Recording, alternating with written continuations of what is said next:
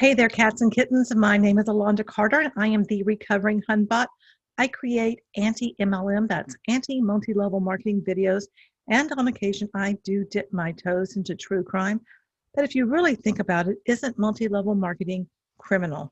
In today's video, we are doing kind of a combination of multi-level marketing and crime. And again, isn't it all criminal? Perhaps you've heard of the airplane game, or maybe the blessing Loom or Sous Sous, one of these schemes where if you put in some money, you're expected to get really high returns. Today's video is about the gifting table, and there's also associated crimes with it. And guess what? It's that time of year where these type of schemes start clogging up social media. So it's, time appropriate. The contents of this video is based on my research, opinions, and experience.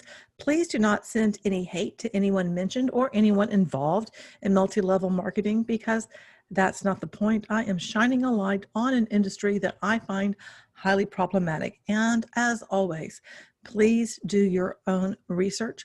Also, be kind to each other in the comment section and be kind to me, because the world really could use more kindness. And now let's get to this whole gifting table thing. It's one thing to find out that your mother is no longer living and somebody took her life. And then it's another to find out that she was involved in a now defunct pyramid scheme known as the gifting table.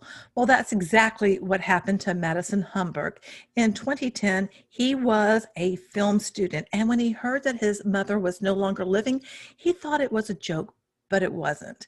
His mother, Barbara, had been bludgeoned and stabbed to death, and her body was found outside, hidden among the patio furniture. By 2013, the death of Barbara Hamburg was part of the cold case files. Madison decided to make a documentary for a school project back when he was a film student about what happened to his mom.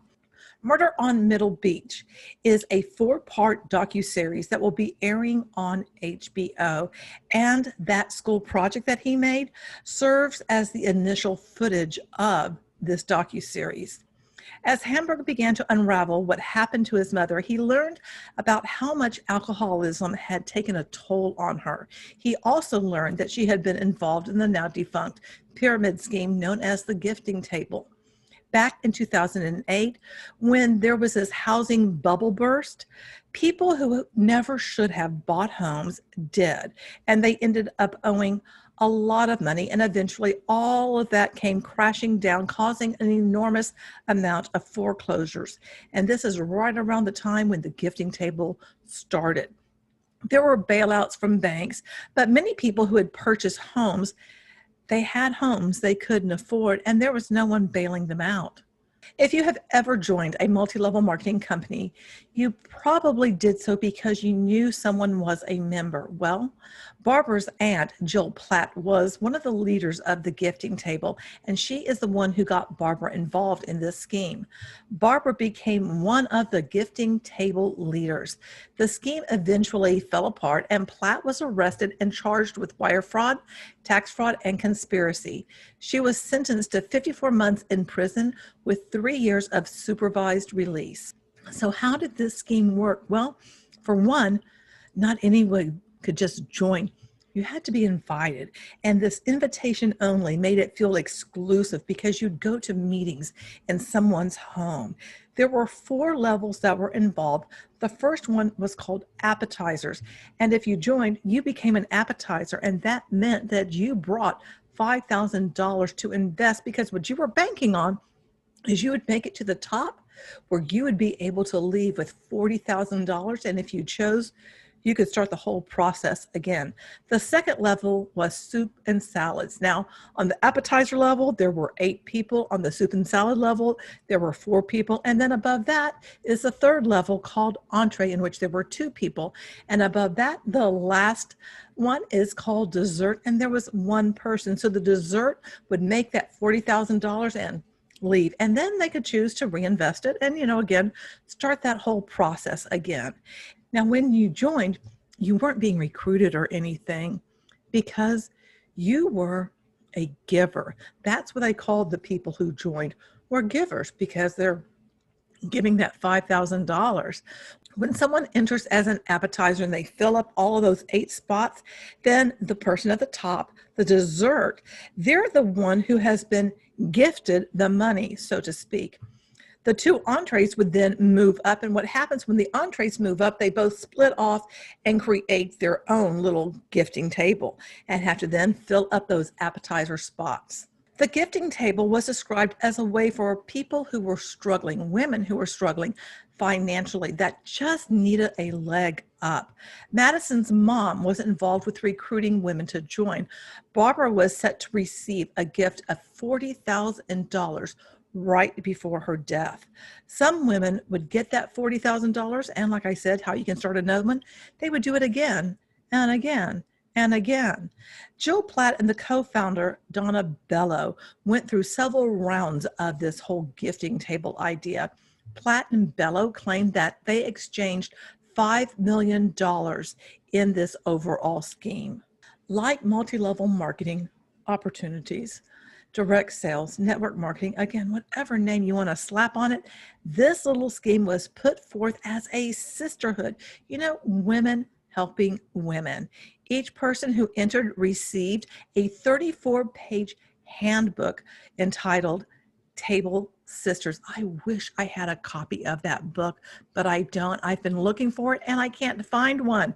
If you have one, I would love for you to share it with me. According to the handbook, the gifting table is the path to personal empowerment.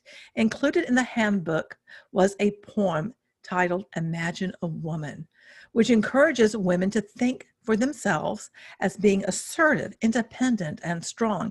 It also suggests ways of gaining blessings or prosperity. When you're part of the gifting table, you are warned about using certain words like investment or dividends, payout, earnings.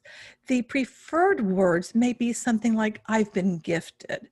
Once you have an invitation, you go to a meeting, but these meetings are never to be held in public places. And also, you must avoid anyone who's critical. Avoid those naysayers. You don't want to have that kind of toxic energy, right? And of course, there were lots of stories of success. However, most of the people who joined the gifting table never made it past the appetizer level. Does that sound familiar to you?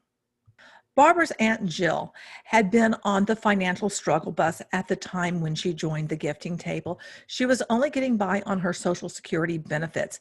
Donna Bello was the ringleader of the scheme. Now, both women, after they were caught, apologized for what they did. However, that apology, that I'm sorry, doesn't erase the fact that many people suffered, and many people who really didn't have that $5,000, that money to invest in this gifting table scheme, were lured to do so with the idea that they would be able to make $40,000.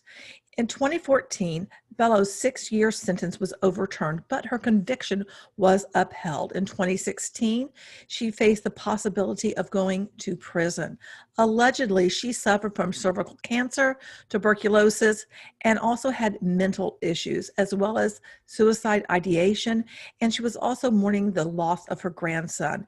In December of 2016, Donna Bello was sentenced to 48 months in prison. Federal prosecutors pointed to the damages caused by these 2 women and asserted that the new sentence should reflect how she systematically preyed on women who were experiencing financial difficulties. To come up with that $5,000, some women borrowed against their retirement plan, borrowed from a parent or borrowed from a child, or they used money that they were going to pay for their bills, but they put it towards the gifting table, or some of them even used child support payments, and they even took out home equity loans. I suspect if Madison's mom was still alive, she might have been convicted, just like the other 2 women were, because she was in the business of recruiting women. Is it possible that a disgruntled giver could have taken action against Barbara? I think so, but I don't have enough information.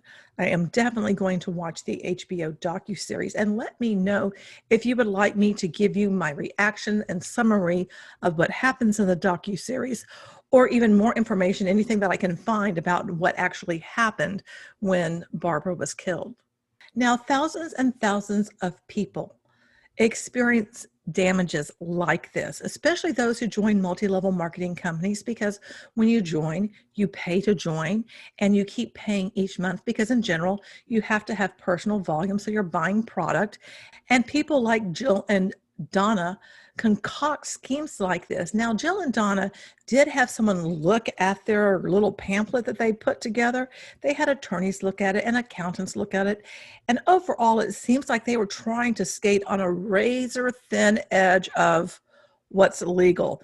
But I'm really surprised, because what attorney couldn't look at that and think, this is a scheme and this isn't going to work out? So I'm really kind of confused of how they'd even come up with the idea that this was a good idea. And I also kind of wonder if either one of them were familiar with the airplane game, because if you know about it and you can look it up, it works exactly in the same way as does the blessing loom, which is something, like I said earlier, it goes around social media around this time of the year. So if you see anything like that, that's all about, oh, we can give money and we're helping each other out, avoid it, run.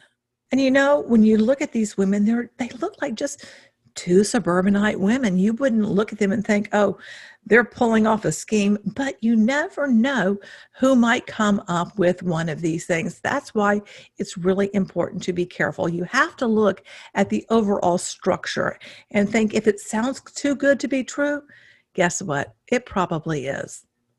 Let me know what your thoughts and opinions are about the gifting table. How do you think that they lured women into this? And, would you be tempted to join something like this? Why or why not? And remember, you're beautiful and I love you.